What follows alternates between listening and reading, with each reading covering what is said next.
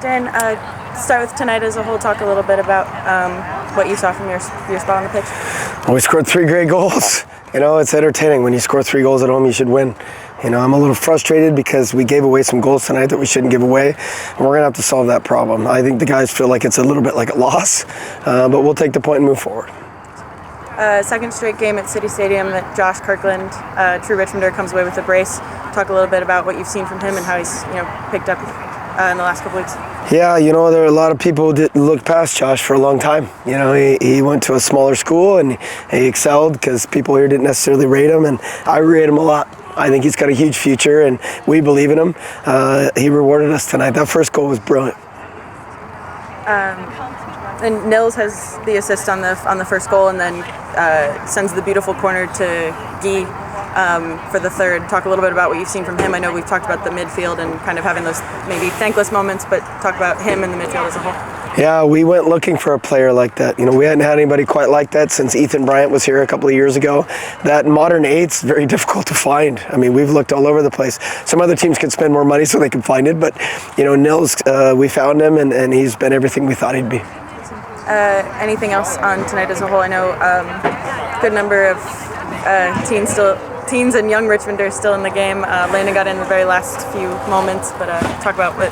Yeah, I tell you what, you know, Beckett Howe was going to come on when we scored the goal to go ahead, but then we gave up a goal that we probably shouldn't have, so he didn't get an opportunity to get on. And then Nick Sarantakos has been doing great in training. He was on the bench and he was in consideration at the end, but we went with Landon. First of all, Coach, tonight, if this game had a feel of like a basketball kind of game, not a lot of play in the midfield, was very up and down. Was that by design, or that's just how the natural pace of this game went by tonight? A couple of realities in that. You know, Griffin Garnett took on a knock this week, so wasn't able to play. And you see, without him building on the ball, it hurts us. I mean, the kid can play soccer. So Clyde's just coming back from injury. So he and Guy, first time they've paired together, we struggled a little bit in our build. Not to say they played poorly, we just didn't quite get going in sync. It's just something to work on. Can you take us through that span? Not trying to be so negative, but can you take us through that span of where Greenville's 2 goals kind of came back to back? A missed tackle by Chella, then the ball goes across the box, and then on the second one, Guy has a bag clearance out the back.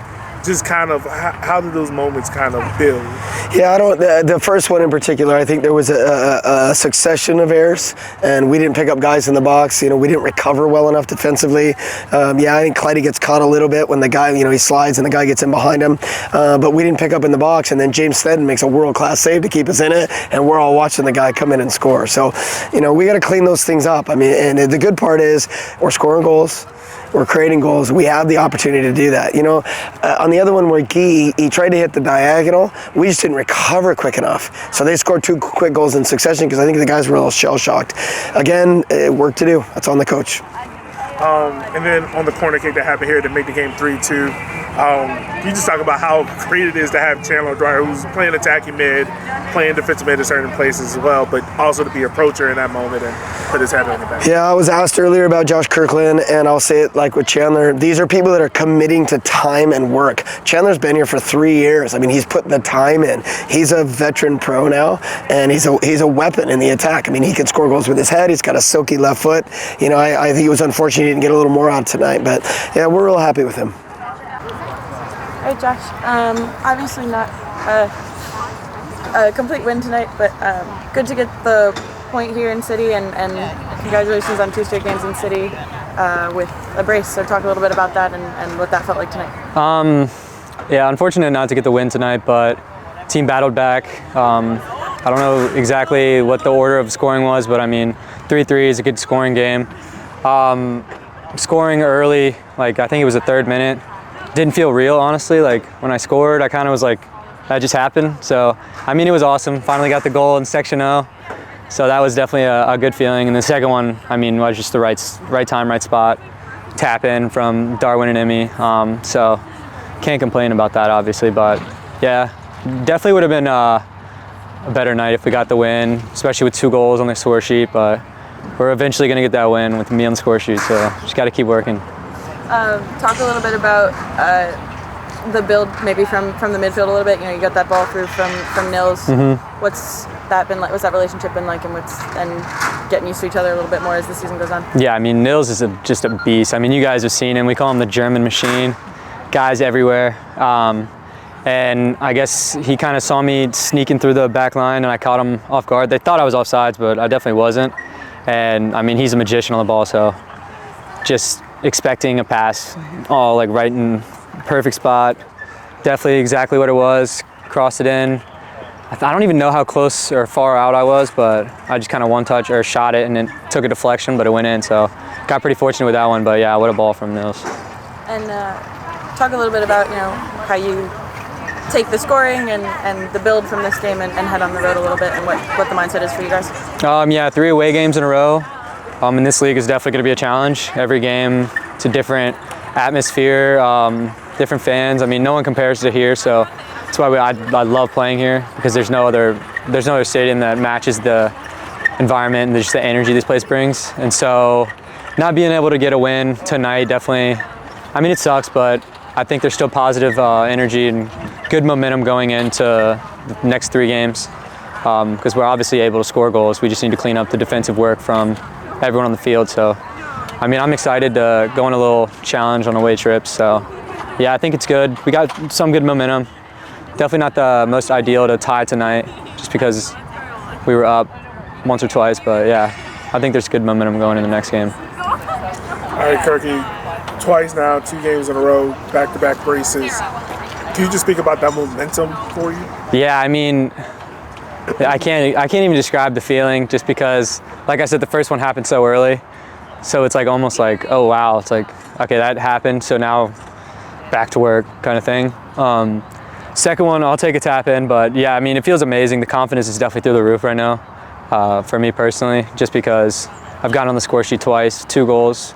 So, I mean, I couldn't be in a happier mental state right now, but just got to keep pushing, because I care more about the team's win. So, definitely sucks that we didn't win today. I mean, a tie's not bad. We got the point, but yeah, just got to keep working.